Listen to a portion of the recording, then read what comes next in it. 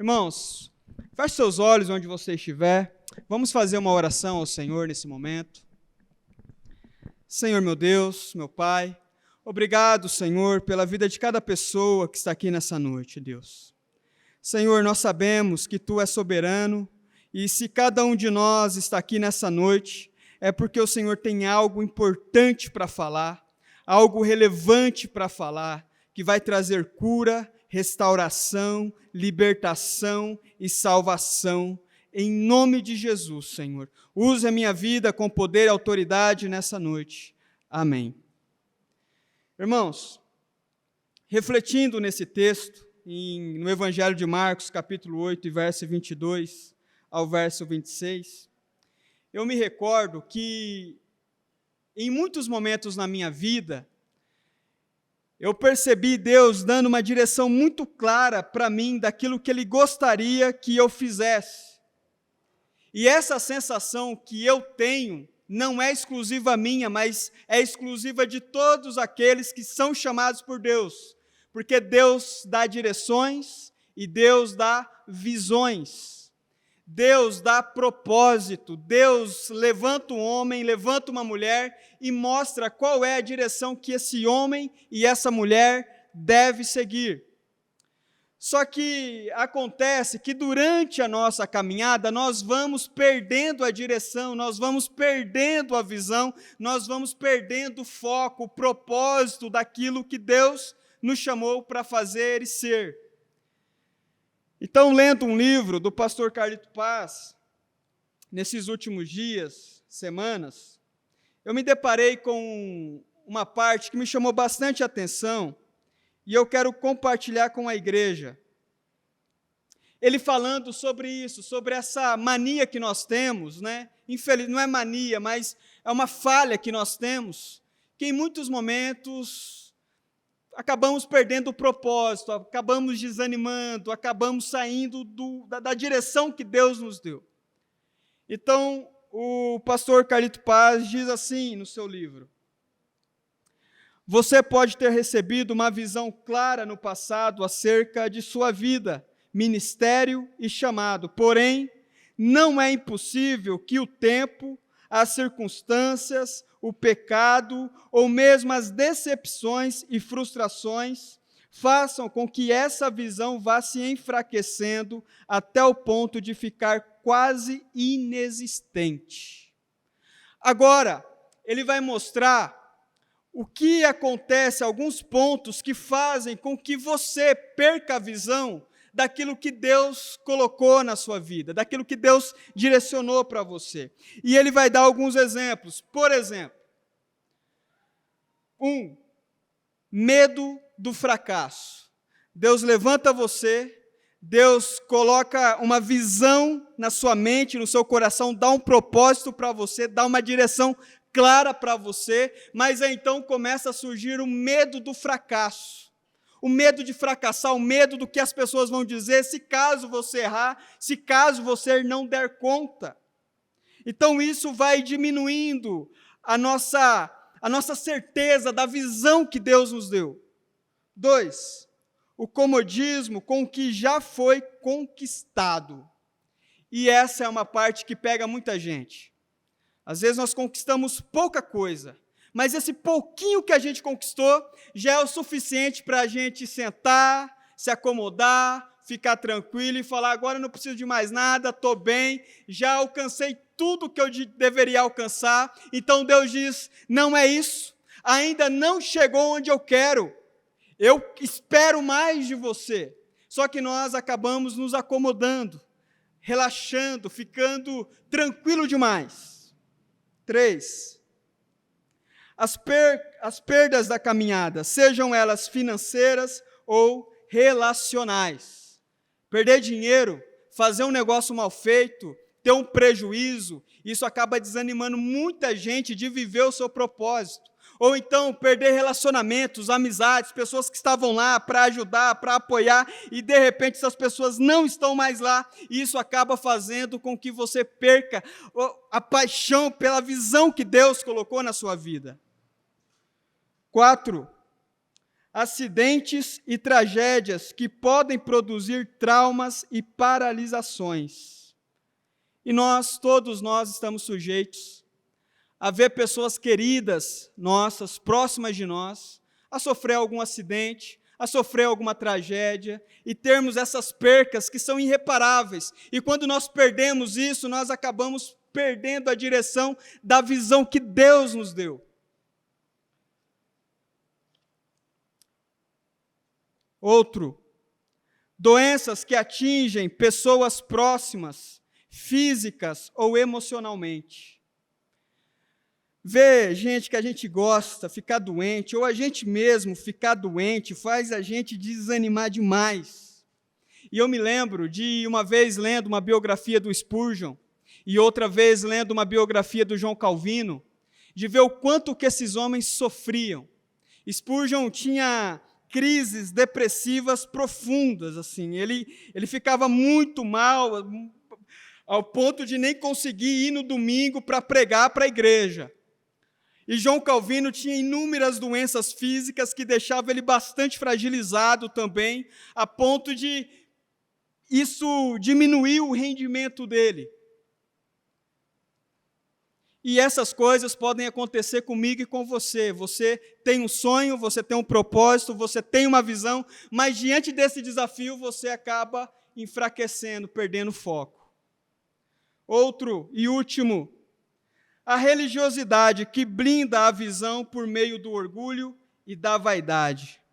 Então, às vezes, a nossa religiosidade pode ser um grande impedimento para que a gente possa viver a visão que Deus nos deu, que Deus nos direcionou. Então, nessa noite, irmãos, eu quero dizer algo para você muito importante, e é sobre isso que eu quero meditar com você nessa noite. Não perca a visão que Deus te deu. Amém? Diga assim: eu não posso perder a visão que Deus me deu. Então vamos lá, quero aqui compartilhar com você algumas lições dentro desse texto que nós lemos, no Evangelho de Marcos, capítulo 8. Primeiro, procure estar próximos de pessoas que te aproximam de Jesus. Verso 22, olha só o que diz. Eles foram para Betsaida e algumas pessoas trouxeram um cego a Jesus e suplicando-lhe que tocasse nele. Uma preocupação. Gente que nos aproxima de Jesus é muito importante. Então, procure estar próximo de pessoas que te aproximam de Jesus. Agora, aproximar de Jesus é uma coisa, aproximar de uma ideia equivocada de Jesus é completamente diferente. O que o texto nos mostra é para que nós possamos nos relacionar com pessoas que nos aproximam de Jesus. E aí tem um detalhe. Você sabe quem é a pessoa que você mais conversa? A pessoa que mais te aconselha ou a pessoa que você mais dá conselho? A pessoa que você mais passa tempo é você mesmo. A pessoa que você mais prega é para você mesmo. A pessoa que você mais ensina é a você mesmo. Então, é muito legal você analisar o que você tem ensinado para você mesmo. Qual é o evangelho que você tem pregado para você mesmo, os ensinamentos que você tem dado para você mesmo. Então, às vezes, você, no seu particular, você com você mesmo, pode estar pregando uma teologia do coach para você mesmo. Você pode estar pregando uma teologia da prosperidade para você mesmo, ou pregando uma teologia triunfalista para você mesmo, ou uma teologia da vingança para você mesmo, de modo que o que você está pregando é tudo menos o evangelho de Cristo Jesus. E o que nós precisamos, então, fazer é analisar, já que eu e eu mesmo, e as pessoas que estão mais dialogando durante toda a minha existência, eu preciso analisar se o que eu estou pregando para mim mesmo é o Evangelho de Cristo Jesus.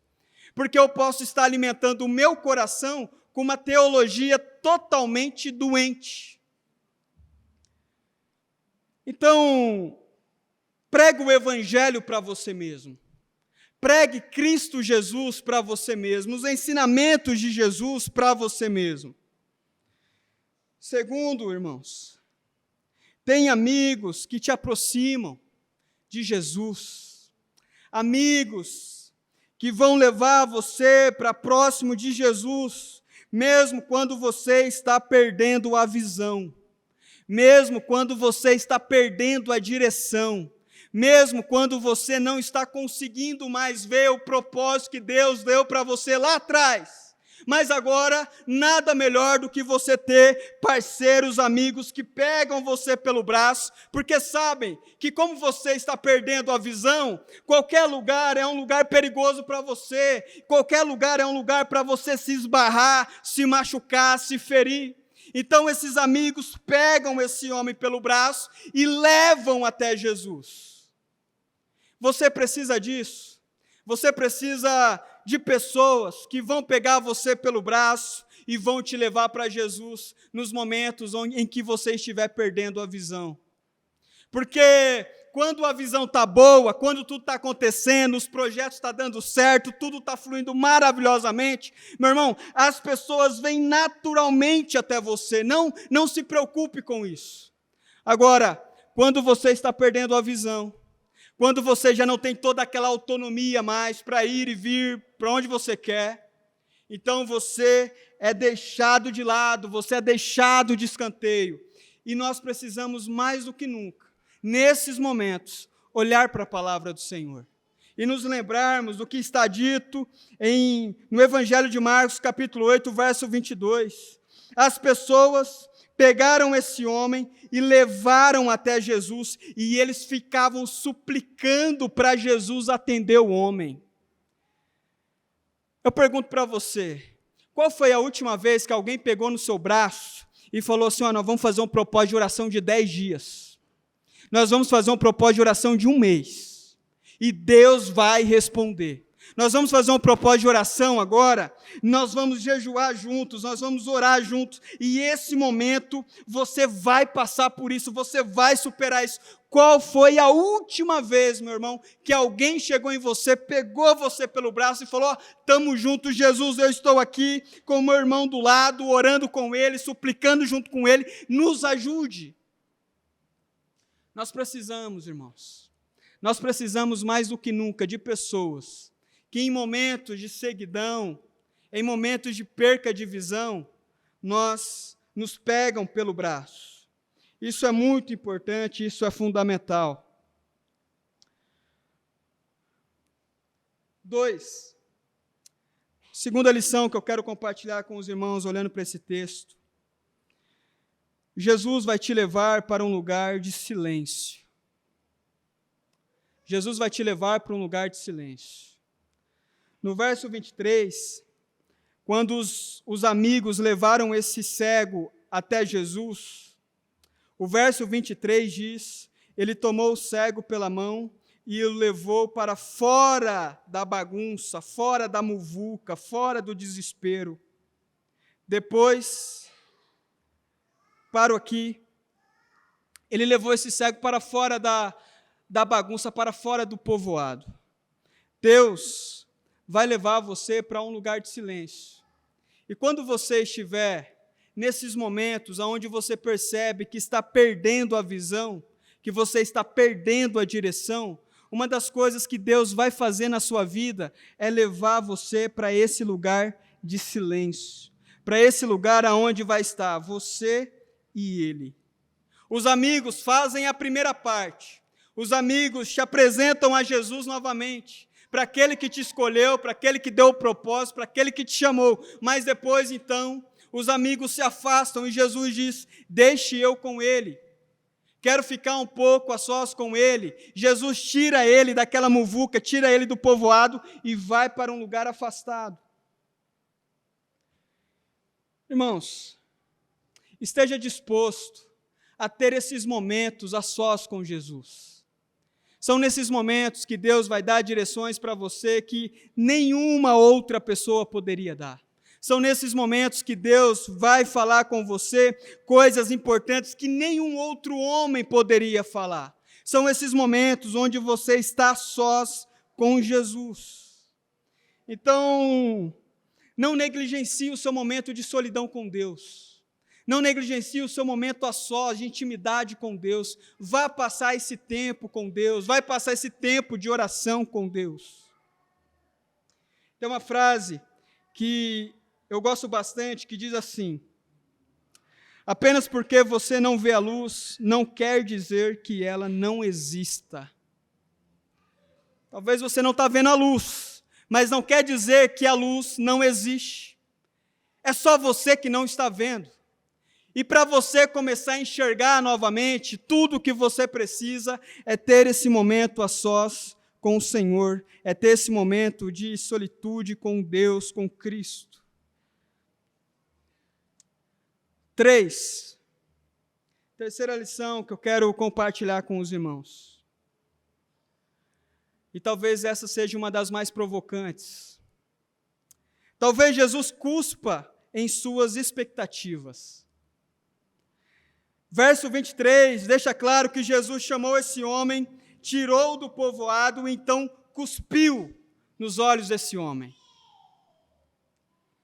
Isso é muito interessante, porque Jesus, sendo Jesus, ele poderia usar de outros meios para curar esse homem.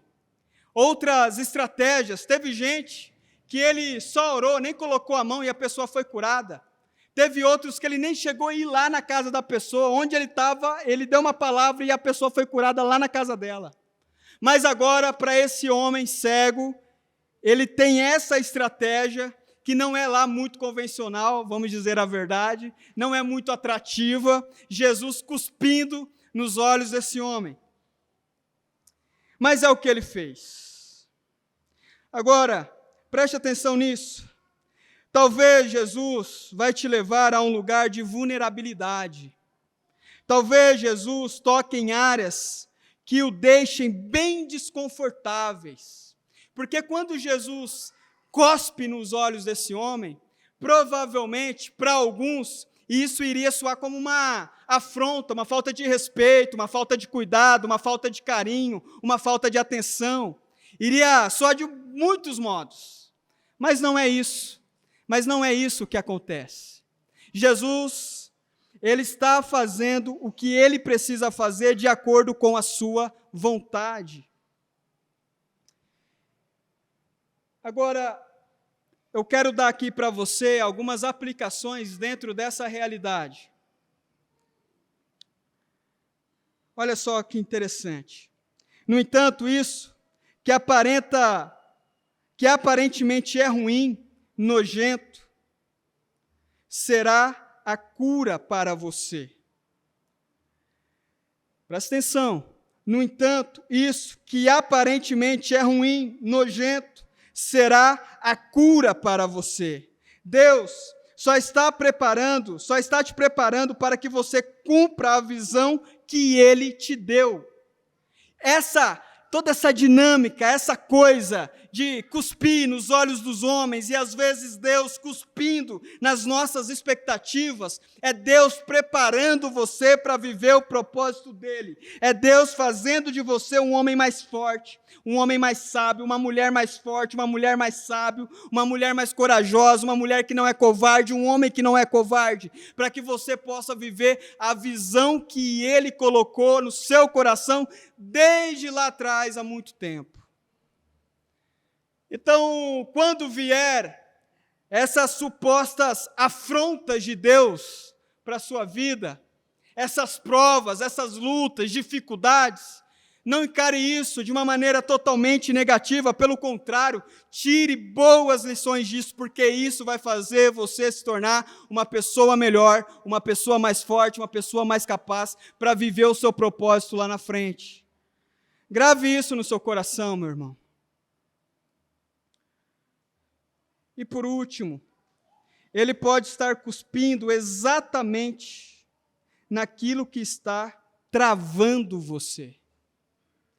Deus pode estar cuspindo exatamente naquilo que está travando você, naquilo que é um bloqueio para você. Então, vocês se lembram daquele texto que o apóstolo diz assim: todas as coisas cooperam para o bem daqueles que amam ao Senhor.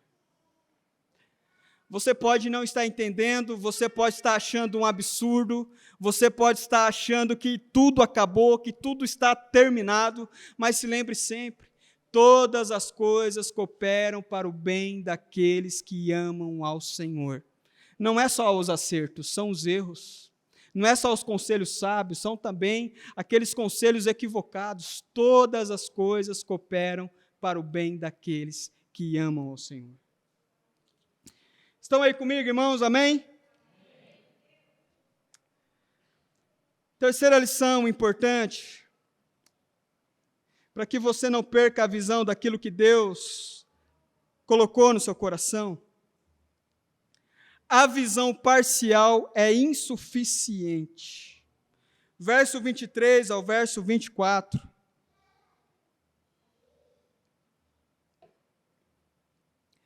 Jesus cospe nos olhos daquele homem e ele pergunta assim: você está enxergando? E aí aquele homem diz assim: Senhor, eu estou vendo uns vultos, é como se fossem uns homens no formato de umas árvores e tal, está um negócio meio estranho, eu estou vendo, mas está meio estranho o negócio, não está 100%. E aqui é um perigo que mora muito próximo de nós.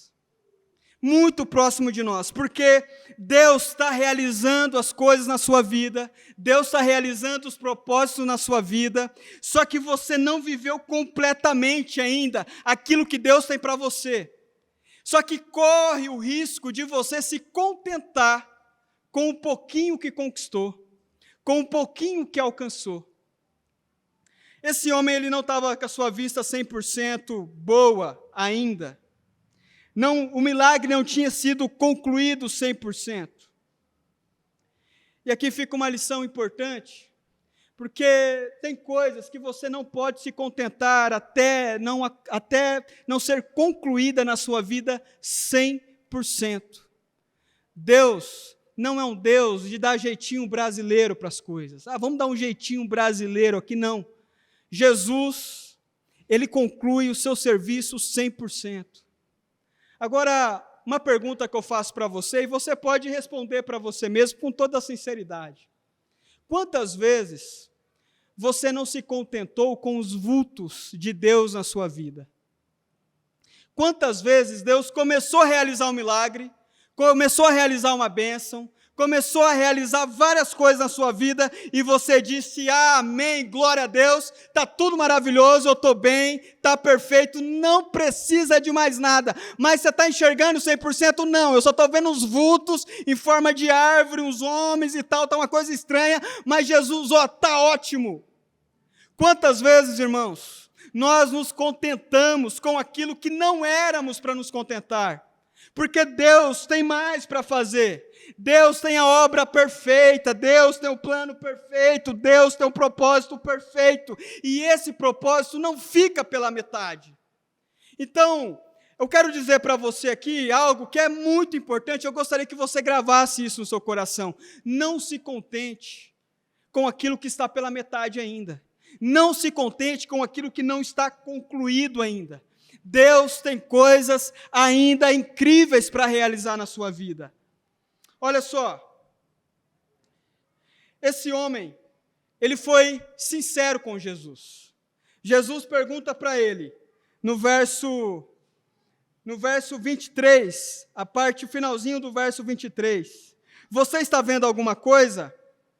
Talvez se fosse eu e você, nós diríamos: Jesus, não está 100% não, mas está bom. Não precisa se incomodar não, tá ok. Precisa... O que esse homem responde para Jesus? Ele levantou os olhos e disse: vejo pessoas, elas parecem árvores andando. Não estava concluído, não estava 100%. O trabalho não estava pronto. E aqui, meus irmãos, não se contente com aquilo que ainda não foi concluído na sua vida. Não se contente com aquilo que Deus disse que iria fazer, colocou no seu coração. Não se contente. Jesus, então, colocou a mão sobre os seus olhos, então seus olhos foram abertos. Você está vendo 100%? Não, estou vendo uns vultos. Então Jesus foi lá, colocou as mãos nos olhos, sobre os olhos daquele homem, fez uma oração e aquele homem teve a sua visão 100% restaurada. Você precisa simplesmente confiar nesse Deus que faz e dá a bênção 100%. O nosso Deus não é um Deus do jeitinho brasileiro. O nosso Deus é o Deus que dá a bênção 100%. E aqui, eu quero abrir para vocês uma questão que eu estava refletindo sobre a nossa igreja. Eu vejo que esse erro, esse equívoco, que muita gente comete, de se contentar com uma coisa pela metade, ou se contentar com pouco, infelizmente é um erro que a nossa igreja cometeu. Nós sabemos que Deus tem projetos, planos maravilhosos para essa igreja. Sim ou não? Nós sabemos disso, irmãos. Deus tem planos maravilhosos para essa igreja. Deus tem coisas maravilhosas. E nós sabemos, quem é membro dessa igreja sabe das coisas maravilhosas que Deus tem construído, feito, abençoado nessa igreja ao longo dos anos. Amém? Só que chegou no momento que nós começamos a nos acomodar, a descansar, achar que está tudo bem, que está tudo certo, Jesus está ótimo, e Jesus está dizendo, não está concluído, não está acabado, o que eu tenho para essa igreja é muito além do que vocês já viveram, e é isso, irmãos, que nós precisamos ter como igreja, homens, mulheres, jovens, crianças, todos, nós precisamos estar unidos em oração, para que nós não venhamos nos contentar com os vultos, mas possamos nos contentar com a conclusão daquilo que Deus prometeu para essa igreja. E eu creio nisso de todo o coração.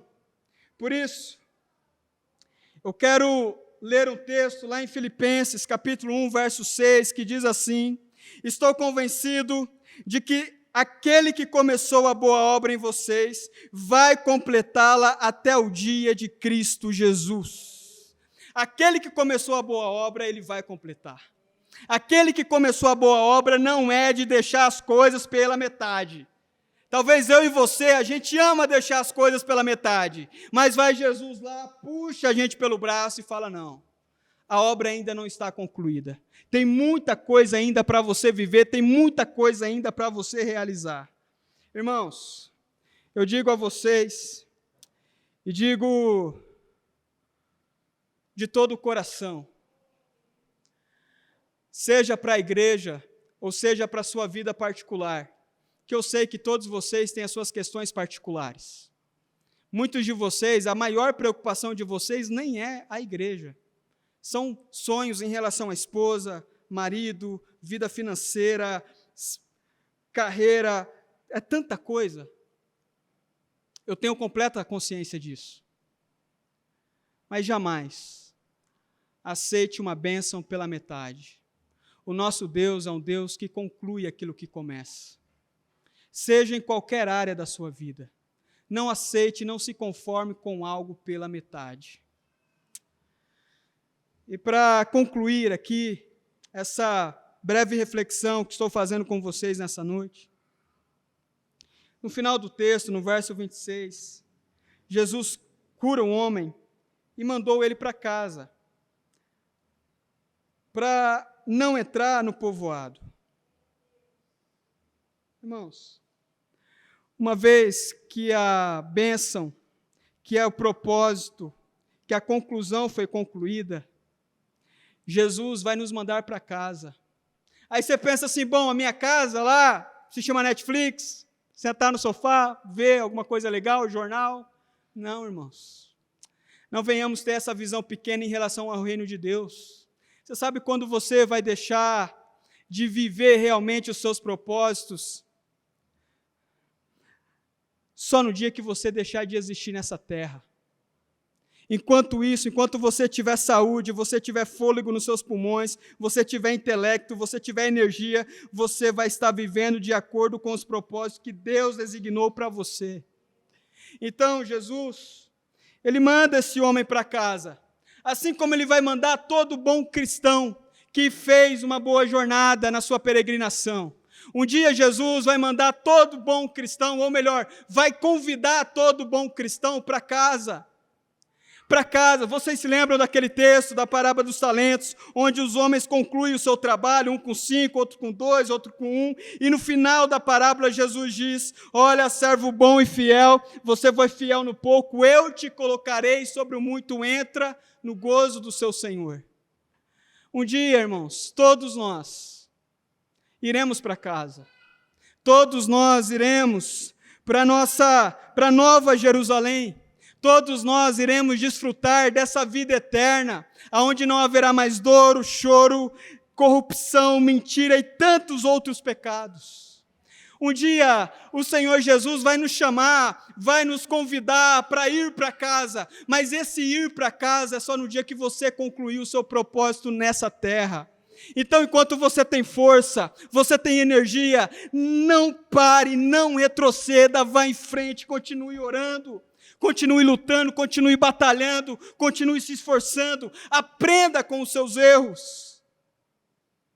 Olha só o que diz Provérbios 26, verso 11. Tem como colocar Provérbios 26, verso 11?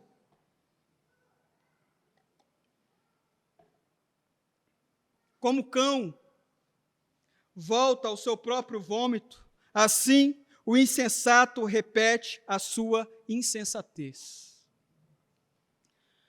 Provérbios está dizendo: errar, você sempre vai errar. Falhar, você sempre vai falhar. E áreas diferentes, momentos da vida diferentes. Mas uma coisa você precisa estar aberto e disposto a aprender com os seus erros, a se tornar uma pessoa melhor a partir dos seus erros, a partir das suas falhas, não cometer os mesmos erros, não tropeçar nos mesmos erros. Levante a cabeça, meu irmão, levante a cabeça, levante os olhos, olhe para Jesus e siga em frente, não pare, não retroceda de jeito nenhum. Siga em frente, caminhe, acredite, o nosso Deus é um Deus de restauração. Olha, às vezes vai faltar na sua vida pessoas que vão olhar para você e dizer assim: siga em frente, não retroceda, levante a cabeça, vamos em frente. Larga de ser covarde, larga de ser medroso, larga de ser medrosa. Siga em frente, levante a cabeça. O mundo não acabou. Só vai acabar quando o nosso Senhor Jesus nos chamar para casa. E eu espero que no dia que Jesus me chamar para casa, eu possa ir com o coração tranquilo, sabendo que eu cumpri o meu propósito nessa terra. Que assim possa ser o seu desejo também. Se um dia, no dia que Jesus te chamar para casa, que você possa ficar com o seu coração tranquilo, falando: Jesus, eu preguei o teu evangelho. Eu preguei o perdão de pecados, eu preguei a restauração, eu preguei a reconciliação do pecador com o Deus Salvador, e agora eu estou apto para voltar para casa. Que todos nós, que você, seja qual for o seu ministério, seja qual for o seu sonho, seja qual for a visão que Deus colocou na sua vida e no seu coração, não desista até chegar o dia de voltar para casa. Amém? Coloque-se de pé e vamos fazer uma oração ao nosso Deus.